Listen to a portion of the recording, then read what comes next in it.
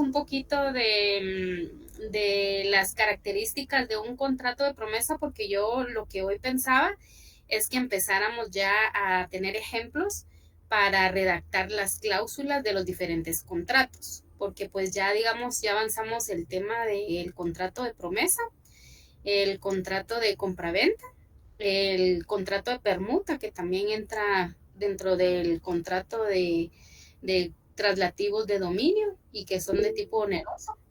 Entonces, ¿cuál era el comercial? Pues no comercial, sino mercantil, decía ahí en el código. No sé si a eso te referís, Aldair. Eh, pero lo que les quería preguntar, si quieren que hagamos un repaso de breve de las características del contrato promesa y de ahí ya hacer un breve ejemplo del contrato promesa, porque el licenciado dijo que no va a evaluar del encabezado de acta número tal y en la ciudad de Guatemala, sino que solo redactar las cláusulas. Entonces, me levantan ahí la manita o si quieren activar su micrófono ¿cómo se llama? Para realizarlo de esa manera, porque en realidad el examen viene práctico. O sea, la lectura del código, de los artículos del Código Civil, la lectura de la exposición de motivos, de las diapositivas, solo nos va a servir para poder nosotros redactar las cláusulas de los diferentes contratos. Entonces, los escucho o levanten ahí su manita si están de acuerdo que, que lo hagamos de esa manera.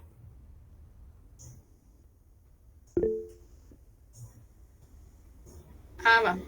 Entonces, vamos a hacerlo de esa manera. Ya pueden bajar ahí su mano.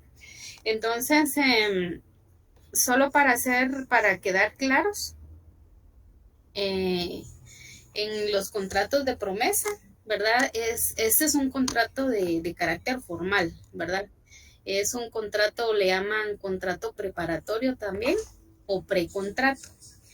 Y esto es como garantizar un contrato futuro que por alguna situación no se puede dar en el presente, pero que se quiere asegurar por ambas partes para que se obliguen en determinado momento el poderlo realizar. Eh, en el artículo 1674 habla de las formas en que puede celebrarse el contrato o habla de la definición de qué es el contrato de promesa. Dice la promesa de contrato debe otorgarse en la forma exigida por la ley para el contrato que se promete celebrar, ¿verdad? Entonces, ahí dice, se puede asumir por contrato la obligación de celebrar un contrato futuro. O realmente esa es la definición del contrato preparatorio, llamado también precontrato, y este se realiza, ¿verdad? Porque en un momento futuro se va a realizar como digamos, el verdadero contrato.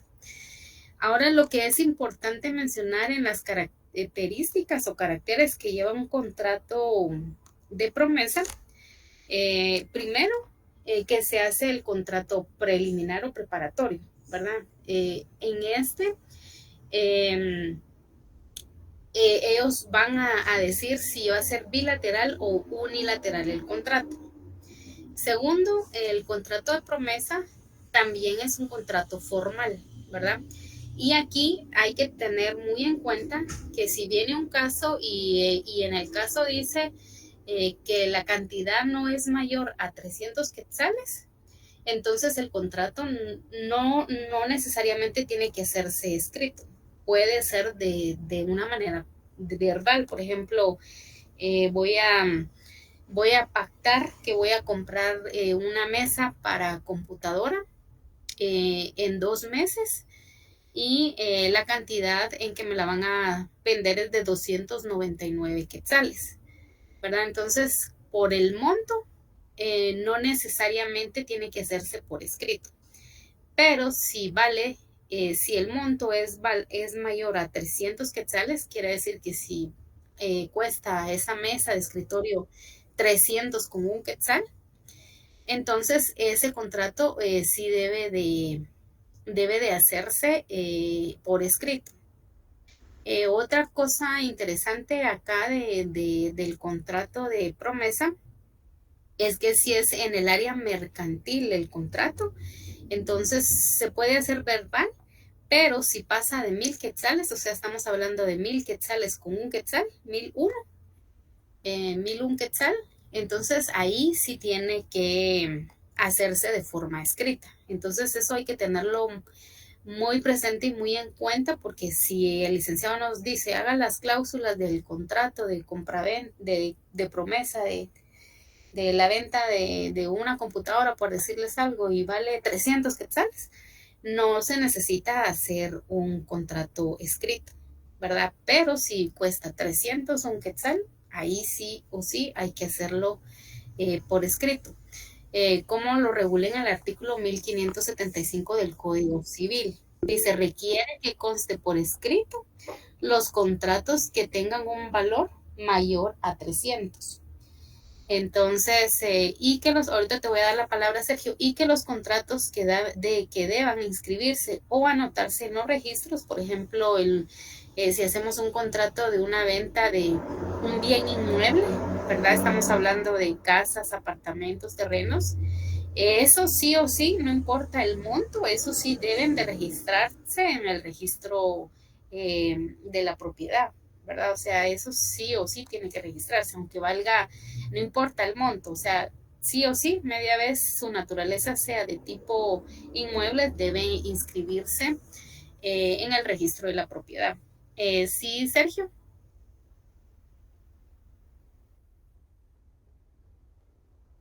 Ay, no estoy mostrando, se me olvidó, se me pasó. Gracias ahí por la observación. Según yo que estaba mostrando, pero no, ahí está. Bueno, entonces ahorita sí ya estoy compartiendo pantalla. Sí, ahorita sí ya pueden ver. Entonces, bueno, ahorita no hemos avanzado mucho. Eh, Aparte de eso, eh, la otra característica es que la aceptación del contrato de promesa debe expresarse, ¿verdad? En efecto, en el artículo 1678 establece la aceptación del optante, ¿verdad? Y el optante es la persona que va a comprar. Debe ser expresa y no puede ceder a otro su derecho de opción si no estuviera expresamente facultado por el promitente. Esa es otra como peculiaridad del contrato promesa, que se llama promesa de acción, y eso está de opción, y eso también está aquí en el encabezado del capítulo. Dice contratos preparatorios, el contrato de promesa y opción. O sea, hay dos tipos de contratos de promesa. El de promesa, en donde solo yo digo, te voy a comprar la computadora en 2, 3 meses, y el otro contrato de promesa, que es el de opción, en donde uno dice, bueno, si yo no te lo puedo comprar dentro de 3 meses, mi hija te lo puede comprar. Puedes hacer el trato con mi hija o con mi hijo, ¿verdad? Entonces ese es el de opción. El de opción, siempre y cuando esté expreso, ¿verdad? Por ambas partes para que se pueda realizar de esa manera. También otra de las características es que aunque es un contrato de promesa, porque es es un precontrato, ¿verdad? Que estamos haciendo en este momento, pero estamos formalizando que en un tiempo determinado sí vamos a hacer la transacción. Entonces, por esa naturaleza, el contrato de promesa, llamado también precontrato o contrato preparatorio, es de tipo formal, ¿verdad? La aceptación del contrato de promesa debe expresarse, ¿verdad? Si lo hacemos por el tipo de opción, sí o sí, uno tiene que quedar plasmado en el documento, en el papel, que sí se puede otorgar o se puede hacer esa transacción con otra persona.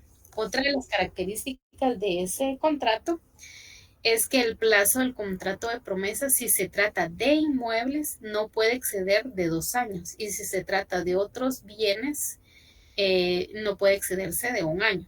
Por ejemplo, si yo le digo, en un año te voy a comprar un terreno, está bien. Lo que no puede es exceder de 2 años, es decir, 2 años y un día te voy a comprar un terreno, no. Por entonces ya no sería contrato promesa, ¿verdad? Sería de otra índole, menos de contrato promesa. Si es un contrato de te voy a comprar una máquina de escribir, una máquina de coser o cualquier otro eh, objeto lícito para una transacción, se puede hacer, pero si se pacta en que no se pase más de un año. Por ejemplo, te voy a comprar la máquina eléctrica, pero te la voy a comprar a fin de año, ¿verdad? Estamos ahorita en noviembre, fin de año es diciembre, entonces estamos hablando aproximadamente de un mes. Entonces, si se puede, o te voy a apartarme esa máquina o apartarme esa computadora y yo te la voy a comprar en, en octubre del siguiente año. Sí se puede porque no es mayor a un año, ¿verdad? Entonces eso hay que tomarlo en cuenta cuando nos den la información para la elaboración de las cláusulas de un contrato. La otra es, en el contrato de promesa, es frecuente fijar una cláusula de indemnización. O sea, es frecuente, no quiere decir que sí o sí la persona ponga una cláusula de indemnización, pero regularmente como para dejar así amarrado con doble nudo el contrato que se va a hacer, el real a futuro. Entonces, primero lo reservan ese bien inmueble o la cosa que vayan a ser objeto de transacción, lo hacen por medio de un contrato de promesa. Y para, como dicen, un nudo de doble amarre, le ponen una cláusula en donde si la persona no cumple, va a tener que perder su reserva, va a tener que pagar una multa de tanto porcentaje sobre el monto, o qué sé yo, ya dependerá de las cláusulas que las personas dejen plasmado en el papel. Entonces, prácticamente esas son las 5 características que se deben de tomar en cuenta a la hora de redactar un contrato de promesa. Ya dijimos que el contrato tiene 2 modalidades, que puede ser bilateral y unilateral. El bilateral es cuando ambas partes adquieren derechos y obligaciones, y en el unilateral solo es cuando una persona es la que se compromete, ¿verdad? A, a realizar el contrato. Entonces, acá donde dice el contrato unilateral o la opción del contrato, de acuerdo con la exposición de motivos del Código Civil guatemalteco, la promesa unilateral, que es la estipulación que una persona hace a favor de otra sin que ésta contraiga ningún compromiso. Entonces, ahí es la persona, la dueña, ¿verdad? De la cosa, del objeto, del bien inmueble, es la que se compromete a hacer el contrato, ¿verdad? Y no obliga de ninguna manera a la otra persona. Por decirles algo, te voy a donar una casa y a cambio de eso tienes que pagarme tanto porcentaje. No, sino te la dono y es una donación, ¿verdad? Solo es la persona, la dueña, la que se compromete a que esto suceda, ¿verdad? Por eso dice acá que en la promesa unilateral, que es la estipulación que una persona hace a favor de otra, sin que ésta contraiga ningún compromiso, otorgándole la facultad de adquirir una cosa o un derecho. O sea, prácticamente el promitente vendedor es el que se compromete a hacer el contrato, a hacer la transacción, sin que recaiga ninguna penalización o algo por el estilo para el optante o el promitente comprador, ¿verdad? Y por eso dice otorgándole la facultad de adquirir una cosa o un derecho, y establece el contrato de opción, aunque también puede constituirse la opción como pacto accesorio de otro contrato. La aceptación del optante debe ser expresa, y por tratarse de un derecho personal no se admite la cesión a no ser que la acepte el promitente, ¿verdad? O sea, si el promitente vendedor dice, por ejemplo, te voy a donar un terreno, pero viene el promitente comprador o el optante y dice, sí, o sea, está bien, voy a recibir el bien inmueble que me estás dando, pero si por alguna situación, porque yo estoy delicado de salud, entonces quisiera que ese bien inmueble le quedara a mi hijo, ¿verdad? Entonces está esa opción, ¿verdad? Siempre y cuando quede plasmado en el documento. Por eso aquí dice, hemos de subrayar que el contrato de promesa es unilateral, cuando la obligación recae únicamente sobre una de las partes contratantes. Y el contrato de promesa unilateral también se le denomina el de opción, en el que solo una parte, o sea, el beneficiario u optante, puede exigir el cumplimiento del contrato definitivo, ¿verdad? El único que se compromete a que se cumpla el contrato es el promitente vendedor. Y por parte del promitente comprador o el beneficiario u optante, él prácticamente solo puede exigir que se cumpla lo establecido en ese contrato de promesa. Entonces, por eso hay dos tipos de contrato promesa, el bilateral y el unilateral. El bilateral, donde ambos contraen derechos y obligaciones, y en el unilateral, solo es una persona la que se obliga a que se cumpla el contrato y la otra obliga a que la otra lo cumpla, ¿verdad? También le llaman contrato de opción. No sé si está claro el contrato de promesa, compañeros, para poder pasar a un ejemplo.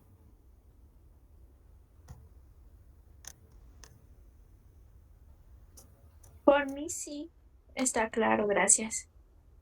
Vale, entonces también recuérdense que como en todo contrato, ¿verdad? Hay gente que por diferentes circunstancias económicas, de salud o algo, puede incumplirse el contrato y obviamente tiene también sus repercusiones legales o jurídicas. Por ejemplo, si una persona hace un precontrato o llamado contrato preparatorio y y dice, en 2 años yo te voy a comprar esta casa.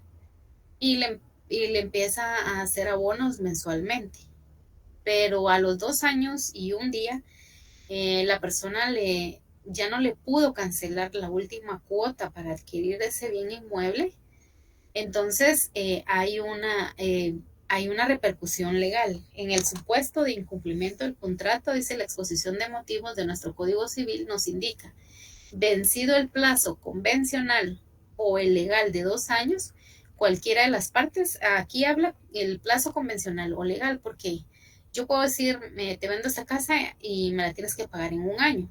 Y si yo consiento que en un año y voy a tener la capacidad económica, pues es un contrato con plazo convencional. Pero si no dice el plazo, por defecto, por default, es el de 2 años. Y igual también las personas pueden escribir ahí en el contrato que no se puede pasar más de 2 años. Pero si no lo dijera, es tácito, entendido, sobreentendido que no se puede pasar de 2 años. Y si se pasa de 2 años, hay repercusiones. Cualquiera de las partes puede requerir el otorgamiento del contrato o demandar judicialmente al remiso para el juez que proceda. Entonces, es lo que platicamos la otra vez.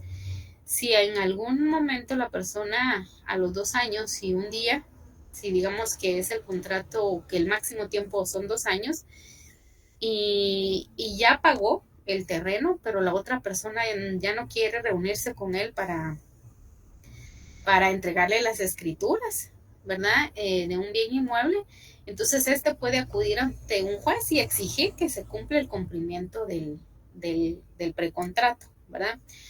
Eh, y si en su rebeldía, si la persona se declara, se demuestra que está en rebeldía, entonces el juez dice sí, las escrituras pasan a nombre de él y pues como siempre queda una copia en el registro de la propiedad, pues ya sale a nombre de la otra persona y tiene sus copias legalizadas, ¿verdad? Entonces, o el otorgamiento de la escritura en su caso, pero si la naturaleza del contrato ofrecido no lo permite o si el demandante lo prefiere, podrá pedirse el pago de daños y perjuicios. Entonces, a la hora de incumplir, ya sea porque pusimos un plazo y no se cumplió o se dio el tiempo de los 2 años y no se cumplió, entonces hay dos opciones: o se pide que pues sí o sí se cumpla el trato a través de una orden judicial, o se pide el resarcimiento de daños y perjuicios, ¿verdad? Entonces eso hay que tomarlo muy en cuenta porque pues no sabemos cualquier caso que nos puede poner el doctor en el final. Ahora dice, en caso de cumplimiento, el efecto del contrato de promesa es obligar a las partes a la celebración del contrato definitivo. En virtud de ello, al celebrarse el contrato prometido, se cumplen con las obligaciones acordadas en el contrato de promesa y por ende este se agota y deja de surtir efectos. O sea, si yo digo en 2 años te compro esta computadora y efectivamente en 2 años yo se la compro, bueno, que si es una computadora, no es un bien inmueble, no puede pasar más de un año. Antes yo, en un año te compro esta computadora, llega el año y yo le pago, pues ahí ya termina, ya no hay razón de ser del contrato, porque yo ya recibí el dinero y ya entregué el objeto o la cosa, ¿verdad? Si fuera de un bien inmueble, pues ya sabemos que 2 años. Entonces, ahora vamos a analizar el contrato promesa y vamos a encontrar los 5 caracteres o características del contrato y vamos a ver si es un contrato promesa bilateral o un contrato de promesa de opción. Y eso lo vamos a ver en base al ejemplo del contrato que leímos en su oportunidad, que es el contrato de promesa, ¿verdad? Entonces ahí vamos a ir viendo, analizando este contrato. Entonces, esta parte del encabezado, porque el doctor dijo que los contratos tienen su... Es como cuando uno hace, está dividido en 3 partes, el encabezado, el cuerpo y como la conclusión, ¿verdad? Entonces en el encabezado siempre se pone el número y todo eso, eso no va a ser objeto de examen. El examen va a entrar a partir de la realización de las cláusulas, ¿verdad? Desde acá donde dice primera se manifiesta o manifiesta la señora, ¿verdad? Y la última parte donde van esto de promitente vendedor a promitente comprador, eso tampoco no entra. Prácticamente lo que entra es la parte donde se redactan las cláusulas, que en base a la información que nos den, en base a esa información es que se va a realizar el contrato, ¿verdad? Entonces ahorita solo vamos a leer no la parte donde dice quién es el abogado, quién es el promitente vendedor y el promitente comprador, sino que solo vamos a ver cuál es el objeto o la naturaleza de este contrato. En primera, al observar este contrato y encontramos la palabra promitente, solo el hecho de que nosotros encontremos esa palabra, ya podemos nosotros deducir que es un contrato de promesa, ¿verdad? Segunda, acá es resaltado en negrilla, dice que es un contrato de promesa de compraventa de bien inmueble. Entonces yo les pregunto a cualquiera de los que están en la llamada, como es un contrato de promesa de compraventa de bien inmueble, este contrato, ¿cuál es el plazo máximo que no debe de pasarse? 2 años. Ajá, gracias, Sergio. Entonces, vamos a ver cómo elaboraron las cláusulas de este contrato. Entonces, en la primera cláusula se pone el nombre de la persona, ¿verdad? Que es dueña de la finca. Entonces, no sé si el doctor va a dar específicamente ahí o que uno se lo invente, pero si lo da, porque tengo entendido que él va a decir, redacte las cláusulas del contrato de promesa opción, ¿verdad? O redacte el contrato de promesa. Y ya, entonces ya sabemos que no es el de opción, sino que es el bilateral, el que ambos adquieren derechos y obligaciones, ¿verdad? O puede decir, redacte un contrato o promesa de tipo mercantil, ¿verdad? Entonces ahí ya sabemos que si es de más de 1000, hay que sí o sí hacerlo por escrito. Si es menos de 1000, puede ser verbal. Entonces, toda esa información es importante que la dominemos a la hora de la redacción de los contratos. Ahorita se va a sentir muy pesado este examen, considero yo, pero el otro año le vamos a agradecer al doctor porque en notariado esto es lo que vamos a realizar el próximo año. Entonces, solo les comento para que no lo tomemos en forma negativa, sino en realidad es por nuestro bien. Sí, Jenny. Buenas noches, Nini. Disculpa, fíjate que ahorita me surgió la duda, ahorita que estás hablando del contrato Ajá, de promesa. del, ajá, de promesa, y hay uno que es escrito y el que no es escrito. En caso de que nos viniera en el examen, entonces uno que no sea, el que no es Escrito. escrito, ajá, entonces sí. Entonces tú al inicio del examen dices que por el monto que según el artículo 1674 del Código Civil, eh, como el monto no excede a los 300 quetzales, entonces no es necesario la elaboración de cláusulas de manera escrita, sino simplemente un contrato de forma verbal por el monto por el cual se está realizando la transacción y ya no haces ninguna cláusula, porque podría ser que, como con el doctor uno nunca sabe, ¿verdad? Que ponga, mire, redacte las cláusulas de un contrato de compraventa, de un contrato de promesa de compraventa de una computadora con un valor de 300 quetzales. Entonces uno tiene que hacerle la observación ahí, según es el artículo, del Código Civil para que él sepa que sabemos que no hay necesidad de hacer un contrato de tipo escrito, ni hacer cláusulas, porque por el monto no procede. Sí, Sí, ¿Qué pues gracias, artículo, Nini, de muy amable. bueno, sí, Vivian. qué artículo dijo de ese de 300? Mil seiscientos setenta y cuatro recuerdo yo, miremos, porque estaba del 1674 en adelante.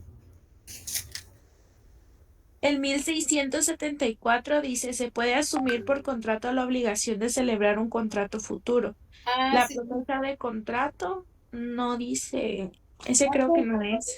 más adelante, ajá, más, por ahí cerquita debe estar el donde dice que no puede exceder, ajá, Está bien, gracias. de 300. Vaya, ahorita vamos a verificar por si lo encuentran ahí, compañeros, de donde dice que no puede excederse de 300 quetzales, porque sí, sí está regulado en el Código Civil. Del 1674 en adelante, por ahí está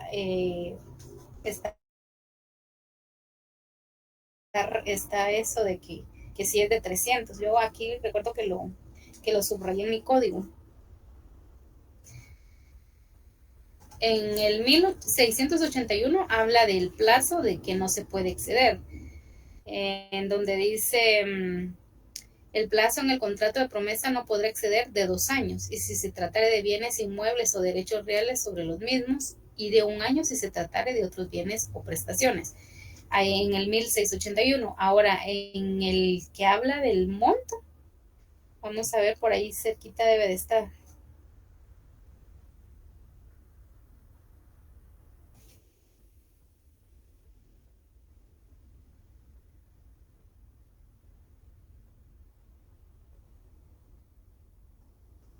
Bueno, no lo encuentro acá en mi código, pero podemos regresar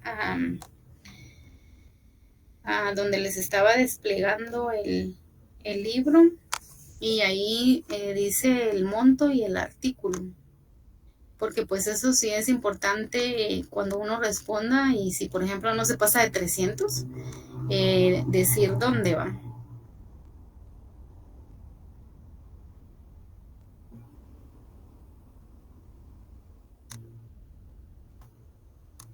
Vamos a ver aquí donde habla de que no puede pasarse de ese monto.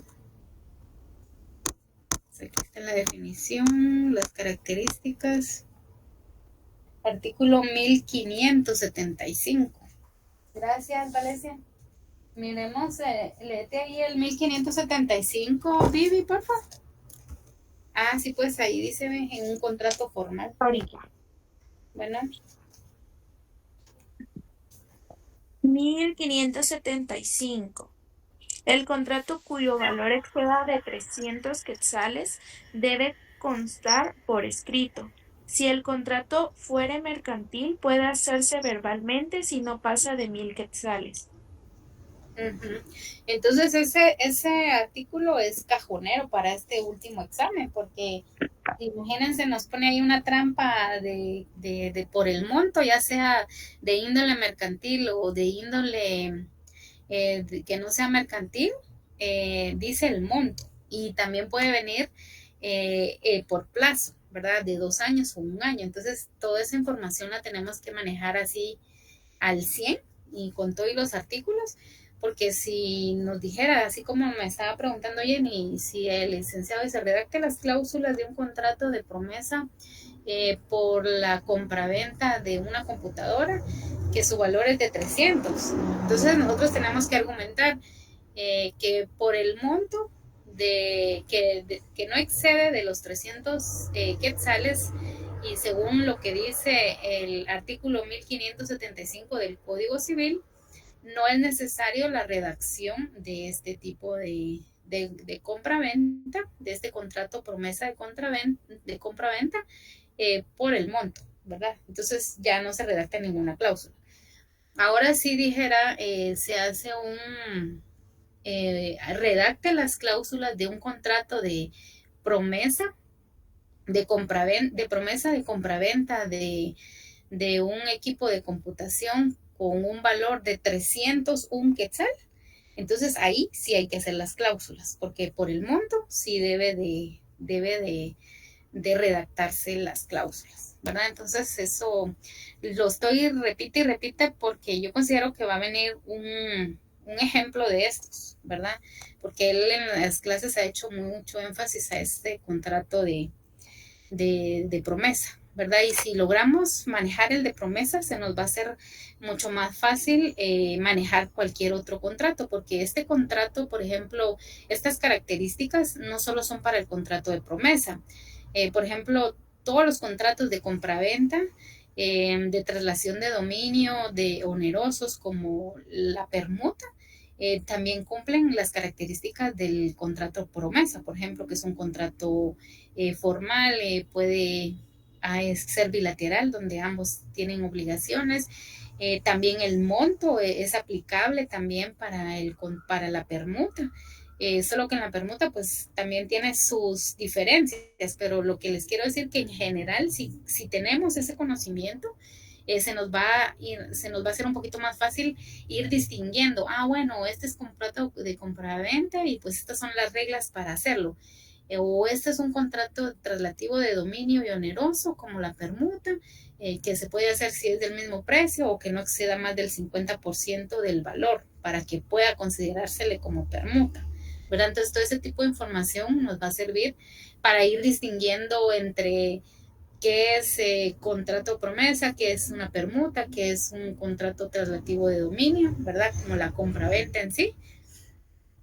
Y así se nos va a ir haciendo más fácil ir discriminando, ¿verdad? Cada cosa que lo hace diferente o ir viendo sus similitudes, ¿verdad? Por ejemplo, tanto el contrato de promesa como el contrato traslativo de dominio, esos son de tipo formal, ¿verdad? Simplemente con el hecho que estén clasificados como contrato, una similitud entre todos los contratos es que son de tipo formal, ¿verdad? No se puede decir que uno es informal y otro no, o sea, entran todos en la clasificación de ser formales. Entonces, por eso es que tenemos que ver las similitudes y las diferencias para poder ir redactando conforme la información que el doctor nos brinde en este parcial. Bueno, entonces ya regresando a este contrato de promesa de compraventa de bien inmueble, dice de conformidad con las siguientes cláusulas. Entonces, ahí es donde nosotros, esto lo que desde aquí en adelante es lo que nosotros tenemos que redactar, ¿verdad? En base a la información obtenida, la información acá está, aquí está como bien amplia, pero el doctor pues nos va a dar los datos así resumidito para que nosotros podamos desarrollar el contrato, ¿verdad? Entonces solo les voy a leer la parte de arriba solo para saber en base a qué información tenemos que sacar las cláusulas. Entonces acá dice pues que la abogada, la notaria comparece, ¿verdad? Por una parte dice Edna Marilis el nombre de la persona. Y dice quien se identifica con el documento, ¿verdad? Extendido en RENAP. Y quien de ahorita en adelante se le va a denominar como promitente vendedora, ¿verdad? Entonces se ponen las generales de la persona que va a vender. Y por la otra parte, el señor César Humberto Gómez, ¿verdad? Que él es el promitente comprador, así como para resumir, ¿verdad? Pero pues siempre se pone el nombre completo, sus generales, su edad, si es casado, guatemalteco, este domicilio, todo eso sí o sí va en los contratos, ¿verdad? Entonces, pero acá nos están diciendo que ellos, ¿qué es lo que van a hacer? Primero, que los comparecientes aseguran ser de los datos de identificación personal anotados, ¿verdad? Anteriormente, que se encuentran en el libre ejercicio de sus derechos civiles y que es ahí, aquí nos dice el motivo de cómo vamos a redactar las cláusulas, que celebran contrato de promesa de compraventa de bien inmueble. Y entonces de conformidad con las cláusulas siguientes, ¿verdad? Entonces, desde aquí, desde esta parte, tendríamos que nosotros empezar a redactar el examen, porque entonces el doctor nos va a decir, redacte un contrato de promesa de compraventa de bien inmueble. Entonces empezamos así, promesa de compraventa de bien inmueble, coma, de conformidad con las cláusulas siguientes, 2 puntos. Y entonces ya la ponemos primera, si se dan cuenta, el nombre del contrato va en mayúscula. Igual las cláusulas, primera, segunda, tercera, todo va en mayúscula y en negrilla para que se distinga dentro del documento y a la hora de que uno quiera, ¿cuál es la cláusula 1, la 2, la 3? Uno la pueda ver más fácil físicamente, solo así, al ver que está en negrita y en mayúscula. Les digo todos estos detalles porque parecieran como que ya dados por sentado, pero pues a veces uno como que lo pasa uno lo pasa así, pues así, no le toma tanta importancia a estos detalles que de alguna manera nos facilitan a la hora de encontrar las cláusulas. Entonces, primera es la primera cláusula. Manifiesta la señora Edna Marilis Cahuex Valdés, que es propietaria de la finca que se encuentra inscrita en el Registro General de la Propiedad de la zona central al número 3600 y entre paréntesis 3600 folio 150 y también el número ahí entre paréntesis 150 del libro 500 de Guatemala y consistente en inmueble ubicado en la 16 calle 11-86, zona 6 del municipio de Villanueva del departamento de Guatemala, con el área, medidas y colindancias que aparecen en su respectiva inscripción de dominio. Inmueble que cuenta con sus servicios de agua potable municipal con título número 40.000 y de registro número 45.009 de energía eléctrica, ¿verdad? Entonces, esa información nos la tiene que proporcionar el licenciado. Él no nos va a dar tanta información, él solo nos va a decir, haga un contrato de promesa, compraventa de bien inmueble, que está y nos va a dar ahí pues la información de dónde encontrar en el registro general de la propiedad. Entonces nosotros ya se lo ponemos ahí. Que la primera, ¿verdad? ¿Quién es la dueña? ¿Quién es la que va a vender? Entonces ahí vamos, sí o sí nos tenemos que aprender. Manifiesta que la señora y el nombre de la dueña o el dueño, que es propiedad de la finca y que se encuentra inscrita en el registro general de la propiedad, ¿verdad? Eso es sí o sí no lo tenemos que aprender de memoria. Y ya en la otra parte él no la da, nos va a decir finca, folio y libro, ¿verdad? O solo finca, folio, lo que nos dé ahí. Lo que él nos dé, eso es lo que tenemos que plasmar en el documento. Si nos dice en el libro, folio, finca, libro, folio, y también en dónde está ubicado, si en Guatemala, si en Villanueva, si en Escuintla, dónde está ubicada esa propiedad, eso también lo tenemos que poner en la primera cláusula. Y la información que nos dé, si cuenta o no cuenta con agua potable, si cuenta o no cuenta con energía eléctrica, ¿verdad?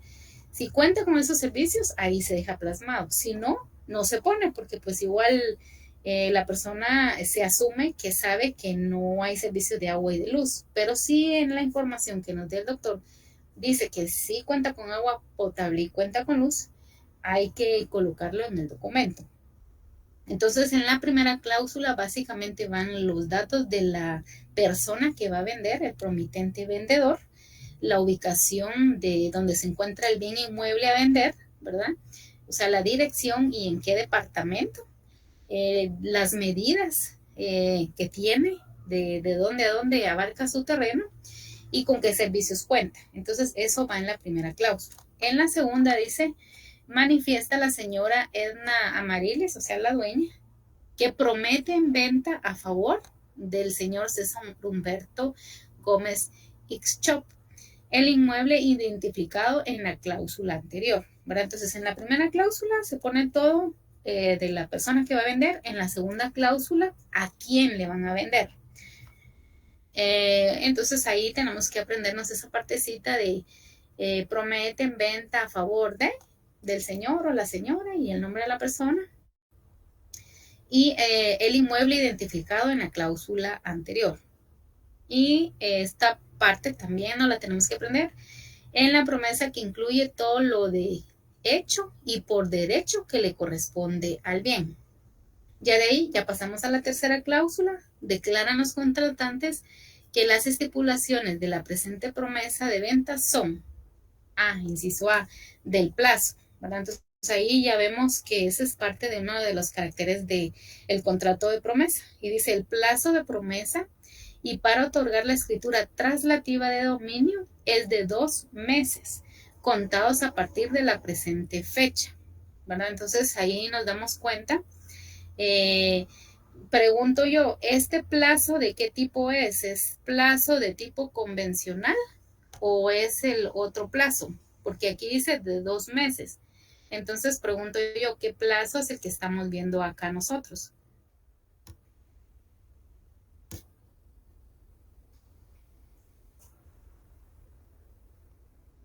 Sergio, ¿cuál es el plazo convencional? ¿O Vivi?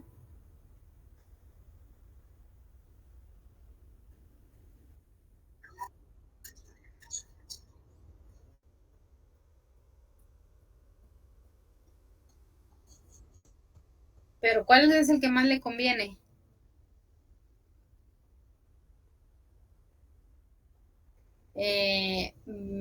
Valencia, ¿qué tipo de contrato promesa estamos viendo ahí en relación al plazo? Porque hay dos tipos, el convencional y el otro, que no recuerdo el nombre, solo me memoricé el de convencional. Aquí está, en las modalidades del contrato. Dice. Vamos a ver dónde leí esa parte.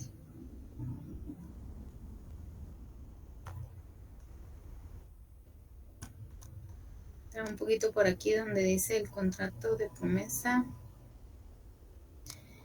Bueno, entonces aquí tenemos dos contratos. Primero, puede ser por la modalidad de bilateral o unilateral. Entonces yo pregunto, ¿este contrato es bilateral o unilateral? Esa es una pregunta. Y en relación al plazo, es bilateral. Ajá, y en relación al plazo, hay dos tipos de plazo. El tipo convencional, que es el que ponen las personas, pero que no puede exceder de 2 años, ¿verdad? Si es de un tipo inmueble. Y para las otras cosas son de 1 año. Aquí dicen el plazo, miren, el plazo del contrato de promesa si se trata de inmuebles no puede exceder de 2 años y si se trata de otros bienes, 1 año. Nuestro Código Civil señala que el plazo del contrato de promesa si se trata de bienes inmuebles o derechos reales sobre los mismos no puede exceder 2 años y que si el objeto del contrato definitivo son los bienes, el plazo no puede exceder de 1 año. Bajo ningún punto de vista, las partes pueden pactar plazos más largos de los señalados. Pero hay otra partecita que yo leí ahí, acá en estas páginas, en donde había el tipo de plazo convencional.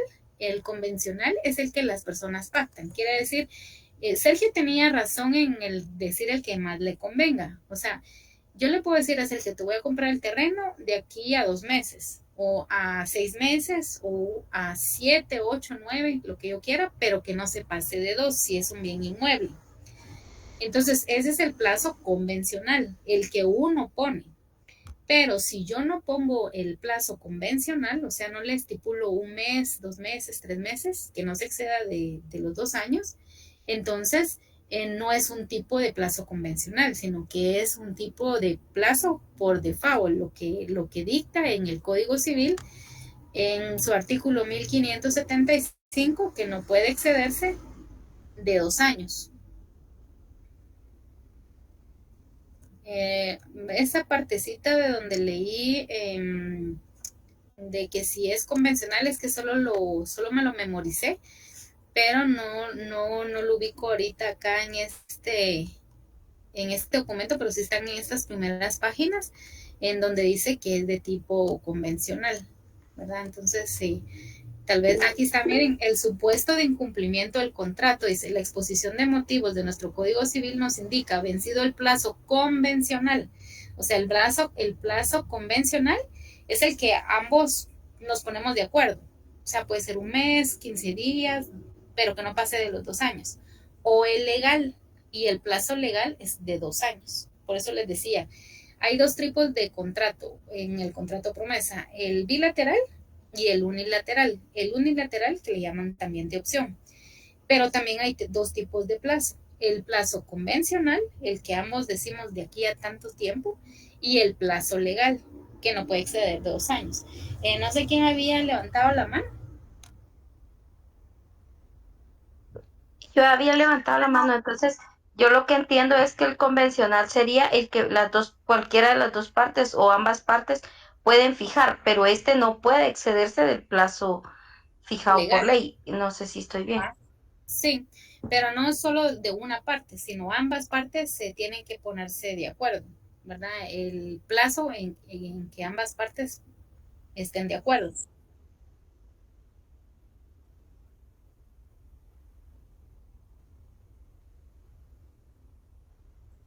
Ajá, exacto, sí. Salvo que sea un contrato de promesa de opción, como es unilateral, entonces ahí solo una persona pone el plazo. Por ejemplo, yo soy la dueña de esta finca y se la voy a donar a Sergio, entonces yo soy la que pongo el plazo, ¿verdad? Ya sea convencional o legal. Yo le puedo decir a Sergio, dentro de 1 mes yo paso las escrituras de esta casa a tu nombre. Entonces es unilateral porque yo soy la que me comprometo. Y la otra persona puede en su momento, si llega el mes, ¿verdad? Y yo no le paso las escrituras a Sergio dentro de 1 mes, entonces Sergio puede exigir que yo lo cumpla. O sea, pareciera bilateral, pero solo es unilateral en el sentido que una persona es la que se obliga a cumplirlo. En cambio, en el bilateral hay derechos y obligaciones de ambas partes, ¿verdad? O sea, ahí es en doble vía. Yo puedo tener mis derechos y también mis obligaciones, y la contraparte también tiene sus derechos y sus obligaciones, ¿verdad? Entonces, es como, tú me prometes, yo te cumplo, tú me dices cuánto quieres por el terreno y yo te cumplo en pagar lo que tú me pides por el terreno en el plazo que ambos convenimos. O sea, en el bilateral ambas partes tienen derechos y obligaciones, pero en el unilateral solo uno se compromete y el otro tiene la ventaja, digamos, o el derecho de obligar al otro a que lo cumpla, ¿verdad? O sea, es más restrictivo el de opción. Bueno, entonces regresando acá al ejemplo. Entonces acá, como dice, en la cláusula 3, tercera, declaran los contratantes que las estipulaciones de la presente promesa de venta son del plazo, el plazo de la promesa, y para otorgar la escritura traslativa de dominio es de 2 meses. Entonces, en relación al plazo, es de tipo convencional. Fuera de tipo legal si no fuera más de 2 años. O que los dos ahí dijera, si aquí dice el plazo según ley, entonces ya se sabe que es el plazo según ley, que son 2 años, ¿verdad? Pero como aquí dice 2 meses, entonces estamos hablando de un tipo de plazo convencional, contados a partir de la presente fecha. ¿verdad? Entonces aquí la presente fecha dice, en este ejemplo, el 5 de julio del 2024, ¿verdad? Entonces, a partir de esa fecha tiene 2 meses, 5 de julio, julio, agosto, en septiembre. Entonces, el 5 de septiembre tiene que llevarse, tiene que ejecutarse este contrato. También en esta cláusula número 3, también especifican del precio, ¿verdad? El precio del bien inmueble prometido en venta es de 480,000 quetzales, ¿verdad? Entonces, en relación al precio, como se pasa de 300 quetzales y es de tipo inmueble, sí o sí tiene que ir escriturado, ¿verdad? C, arras. Esta es otra de las características del contrato de promesa, ¿verdad? O sea, yo me comprometo que te voy a comprar, entonces te voy a dejar en garantía, ¿verdad? Esa arra, y ya cuando yo ya te pague, me la devuelves, ¿no? Entonces dice, arras, el promitente comprador, ¿verdad? O sea, el que va a comprar va a dejar algo en garantía, esa arra. Entrega en calidad de arras para garantizar el cumplimiento del presente contrato la cantidad de 62,000 quetzales, ¿verdad? Entonces, él ahorita, como anticipo, digamos, como arra, porque las arras pueden ser de tipo económico y muchas veces le llaman enganches, o esa arra puede ser de tipo bien, ¿verdad? Por ejemplo, el promitente comprador entrega en calidad de arras el vehículo Mitsubishi Sedán y todas las especificaciones del vehículo como arra, ¿verdad? Sí, Sergio.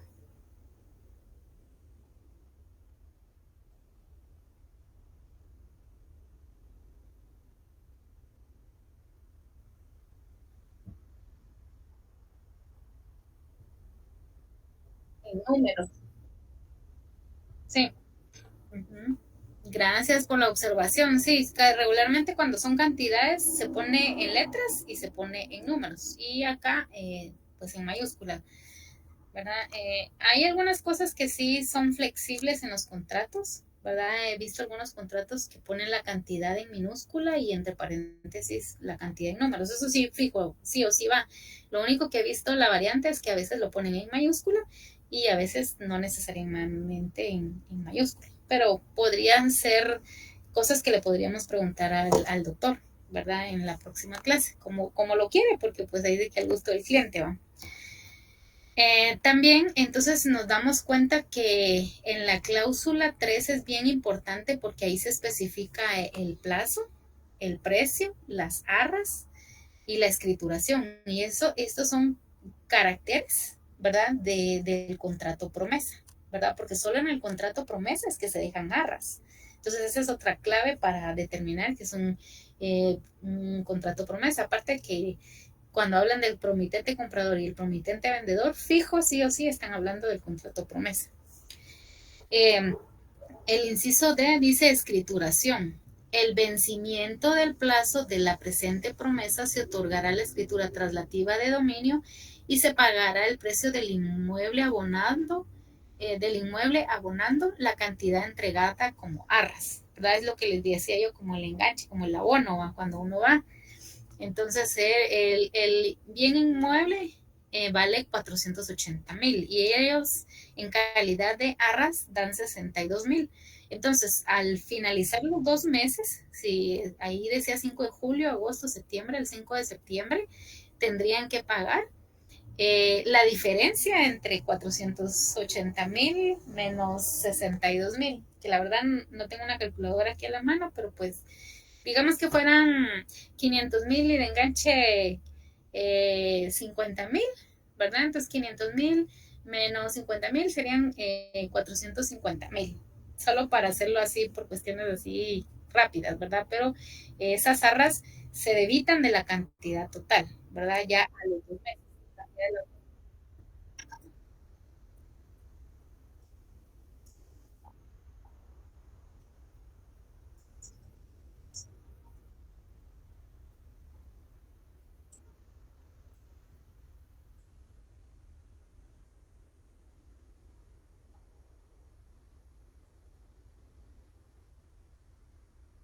Sí, mira, pues si por ejemplo la persona por X situación vende su bien inmueble al precio inferior que realmente vale, pero ya media vez las personas han firmado, ¿verdad? Y con un notario y todo, ya no se puede echar el otro para atrás, ya no puede decir el otro, mira, me di cuenta que ahorita, porque yo no sé si se fijaron, pero en el COVID, puchitas, los terrenos, todo bajó, pero así a una cantidad impresionante, porque, pero igual nadie estaba trabajando, nadie producía apenas y para comer, ¿va? Entonces todo ese tipo de inmuebles se vino abajo el precio y quien tuvo plata aprovechó a comprar. Pero después del COVID todo se elevó como 3 veces más del precio, de su precio real. Entonces imagínate que yo en el tiempo del COVID hubiera hecho este trato y que la casa yo la hice en trato por necesidad, porque de verdad yo conocí gente que hasta estaba dispuesto a vender su casa y ver que los internaran en el mejor hospital del mundo, ¿va? Pero yo les decía, pues que ni hay cura, o sea, ni que gaste todo el, ni que, porque así le pasó al pastor de la iglesia donde yo asistía y él tenía COVID y todo, y me dijo, mire, es que voy a vender mi casa. Le digo, pero mire, pastor, le digo, pero es que no hay cura, le digo, yo, o sea, usted solo se va a ir a meter al Herrera y Erandi a regalarle los 480,000 de la casa, ¿va? Porque no hay cura. Y entonces yo hablé con su familia y les dije, no, miren, pongan los pies sobre la tierra. Ustedes van a desbaratar su casa, de todos modos él se va a morir porque cura no hay, él tenía problemas pulmonares, padecía de cosas pulmonares, que fueron las primeras personas que se murieron, se los llevó el COVID. Y ustedes se van a quedar sin casa, se van a quedar sin él y se van a quedar sin casa. Entonces, pero hago esta alusión solo para traerlo a colación, a que después esos bienes inmuebles, Pati, creo que se te activó tu micrófono, Patricia. Eh, Solo que yo desde aquí creo que no puedo. Ah, bien, bien, puedo silenciar. Ya silencié, Pati. Ya aprendí. O sea, bueno, la cosa es de que, digamos que la persona hizo el trato por 480,000, pero después del COVID se fijó que su propiedad ya no valía 480,000, valía 1 millón. Pero media vez las personas ya hayan firmado ese contrato, ya la otra persona no puede cambiar el precio. Por eso es que es importante ese contrato de promesa, porque ahorita las cosas valen cierta cantidad y en un futuro se ponen más caras. Entonces las personas para fijar el precio y de que ya no les muevan el precio, hacen ese tipo de contratos de promesa para que, aunque de aquí a 2 meses el precio ya no sea real de 480,000, sino esa propiedad ya se elevó a 1 millón, o a, digamos, sí, a medio millón, qué sé yo, o 1 millón, entonces ya las personas no puedan mover el precio. No sé si ahí aclaro tu duda, Sergio.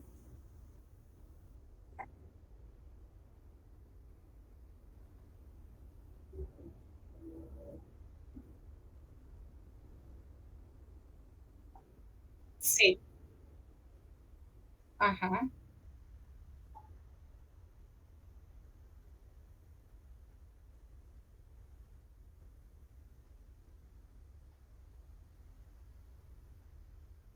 ajá, sí, ajá.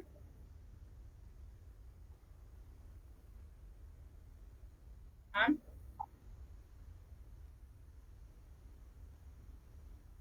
No, no, o sí, él dio 62,000,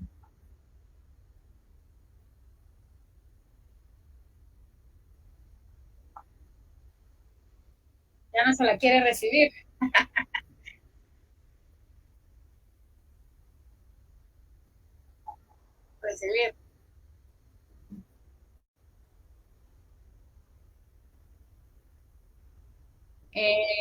No, bien, sí lo tienen que pagar. Eso funciona como los juzgados de familia. Solo te, Ajá, fíjate que en los juzgados de familia lo que hacen es que, por ejemplo, digamos que una persona, digamos, el esposo le daba 1,000 mensuales, pero se lo daba en efectivo, ¿va? Entonces vienen y les abren una cuenta ahí en el juzgado, en donde para que estas personas, una se comprometa a pagar y la otra a recibir, les abren una cuenta especial. Entonces, lo mismo sucede con estos bienes inmuebles. Tú vas y le dices al juez, mire, yo en calidad de arras le di 62,000 y aquí tengo el resto para los 480,000. Entonces, a través del juzgado, abren una cuenta en donde tú depositas ese dinero y sí o sí la otra persona lo tiene que recibir en su momento dado. Cuando ya el juez da la sentencia y la ejecución de la orden judicial de que se registre la propiedad a tu nombre, la otra persona pues no le va a quedar más de otra que ir a recibir el dinero, pero ya en el juzgado, ¿verdad? O sea, tú sí o sí vas a tener que pagarlo. Lo único que ahí es donde sirve como mediador el juez para que él reciba la contraparte y cuando ya se ejecute la sentencia, entonces ahí ya le dan la parte que le corresponde al señor. ¿Sí, Patricia?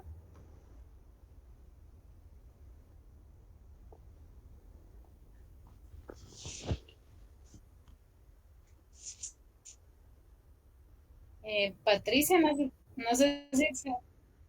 Sí, ¿verdad? Ah, va. Sí, voy. Que chilero fuera que solo los 62,000 y hay que muera. No.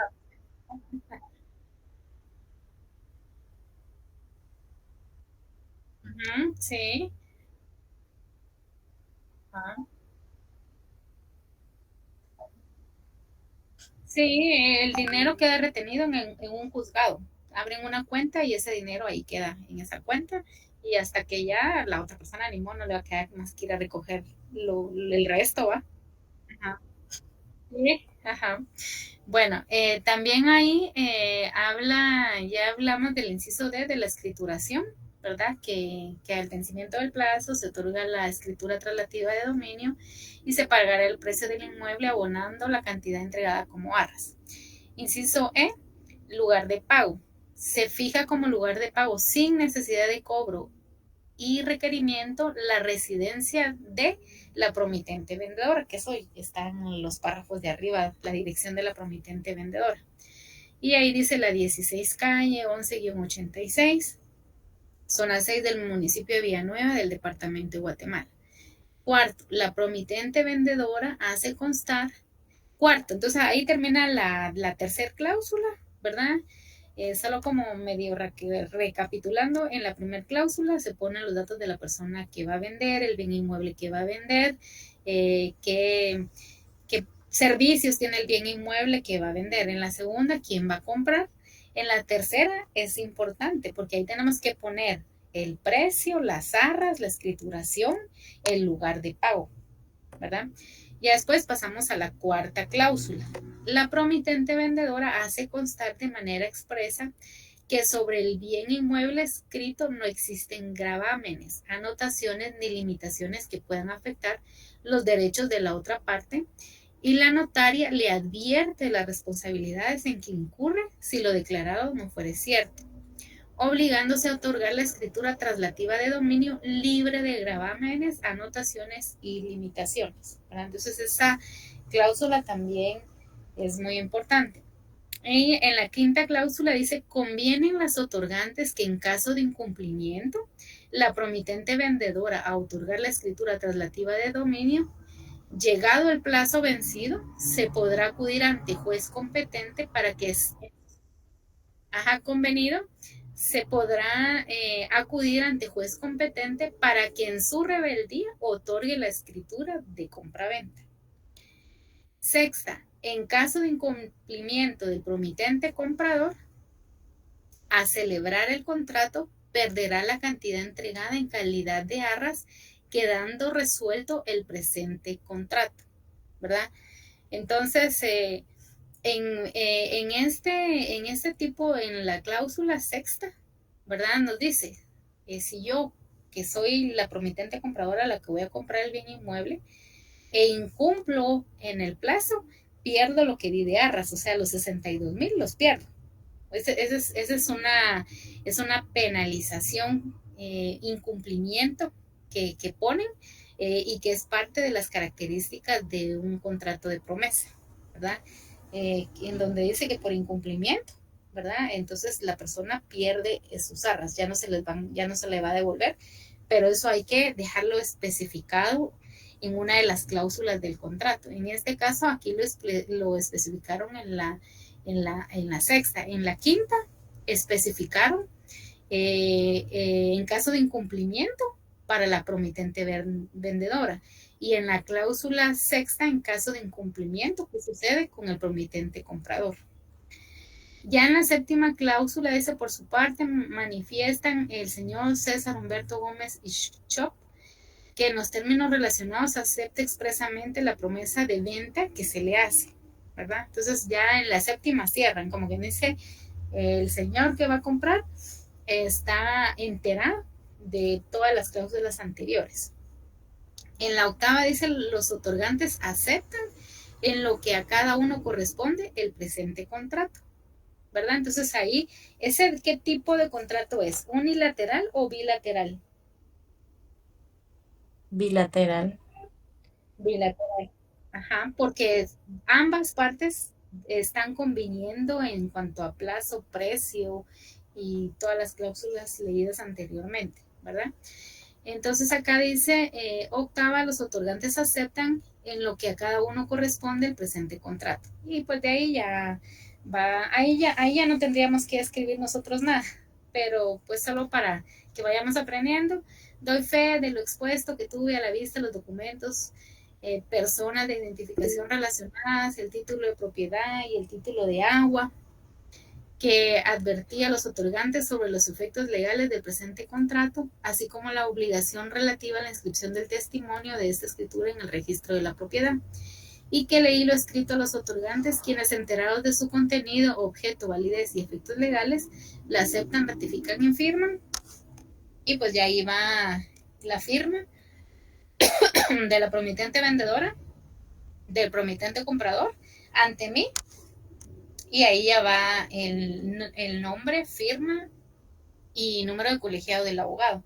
Aunque últimamente ya no le ponen el número de colegiado porque se los roban, se los por tanta gente ahí maliciosa, entonces ya solo ponen en la firma del abogado ante mí, el nombre y la firma y los sellos respectivos notariales, ¿verdad? Sí, Sergio.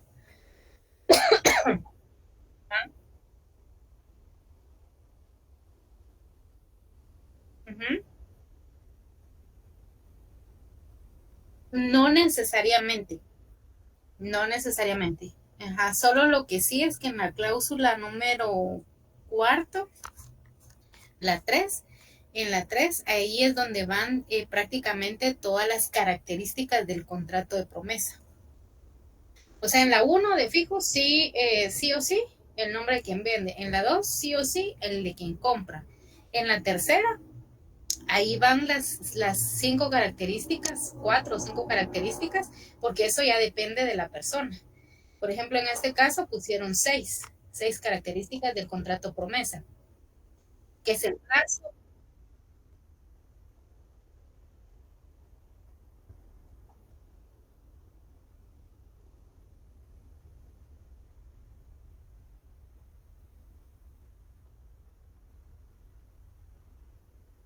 Pues,